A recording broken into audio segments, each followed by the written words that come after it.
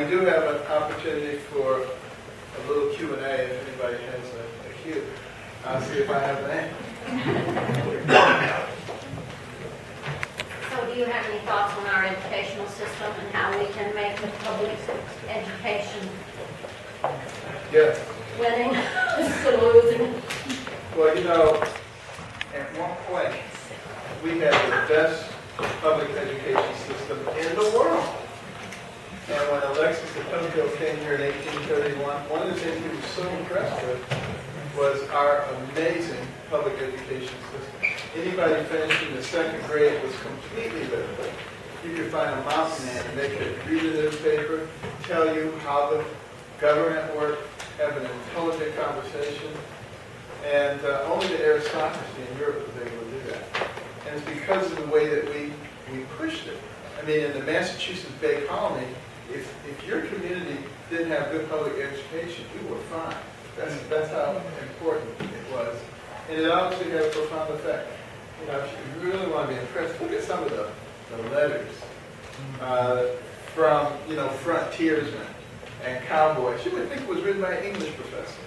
I mean, people really got it back in those days. And then, you know, over the last several decades, we have become considerably less interested in making sure that people are well educated in the basics. And we're much more interested in all these little social issues, you know, are they politically correct and everything, you know. And that just doesn't seem to be terribly compatible with good education. We're particularly falling behind in the STEM area. And that's critical. Now, admittedly, there was a time in our nation when you didn't have to be super well educated. During the agricultural age, you know, we were known as the breadbasket of the world. No one could produce as more corn, wheat, and barley as we did. And then we moved to the industrial age. No one could produce as many washing machines and automobiles and airplanes as we did. And you could make a very good living, you know, in those areas. But now we're in the information age, the technological age, where knowledge is power. And yet, 20% of people who enter high school do not graduate. That is a national tragedy. And that is something that we really are going to have to begin to focus on. I think that the only way we're going to really get caught up right now is we're going to have to take advantage of our technological sophistication. You know, there are Tony.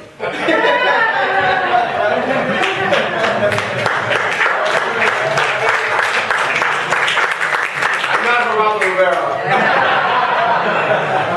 Michael Anthony Orlando Casadinho. That's me. We'll be hearing a little more from Orlando. But what was I saying, Kim? I don't know. I saw Tony. Well, you know, there are programs that can look at the way Yeah, that's your a kid solves 5 algebra problems. And based on that, it knows what they don't know. And it can go back and tutor them. It can bring them up to speed, which is the same thing a good algebra teacher can do.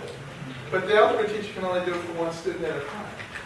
And the computer program can do it for a whole classroom, a whole school, a whole city.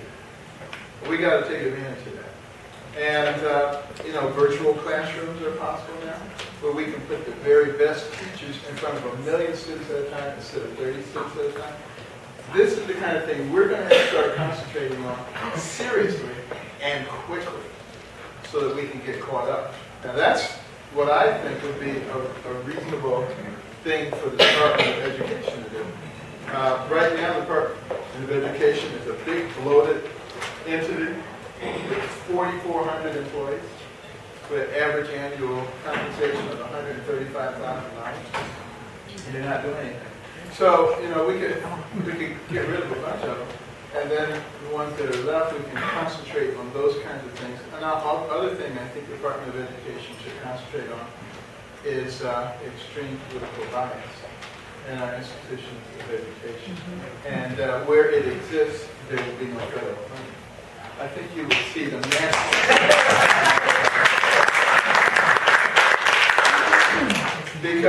particularly our institutions of higher education should be places where you discuss everything. Because we need a well-informed and educated populace. And, our founders, particularly Benjamin Franklin and Thomas Jefferson, emphasized being an informed populace. They said our freedom and our system is based upon a well-informed populace. And if we ever have anything other than that, the nature of the country will rapidly change. Why would it change? Because people would be easy to manipulate. If you're not well informed, you can come along and tell somebody who's not well informed, economy is great. We're down to a 5.3 unemployment rate. I mean, how can anything be better? This is wonderful. Aren't we just great? Now, if you're not very well educated, not very well informed, you say, oh man, yeah, that's great. But if you're well informed, you know that you can make that number virtually anything you want it to be, based on who you include and who you exclude. And that a much more accurate measure would be the labor force participation rate, which has steadily been going down since 2009, and is now at its lowest ever in 37 years. But that's the reason you have to have educated populace, because otherwise you can be hoodwinked so easily. And that's going to be, one of my missions over the next year or so, is just putting out a lot of information that's easy for people to understand, so they actually have a very good impression of what's going on in this country. Because I think people are waking up in droves right now. And I think they're going to continue to wake up in droves. And as more and more people begin to discuss these things, it's going to be much more difficult for the secular progressive wing to perpetrate its agenda upon the people. But how do you educate people when they wake up, when the news media doesn't give the whole story? Well, right now they're not getting any of this stuff. Right, exactly. So we have to counter them. We have to at least give them something else on the menu to which to listen. And I think I've found that a lot of people will listen. They just haven't heard it. It's politically incorrect to talk about this stuff.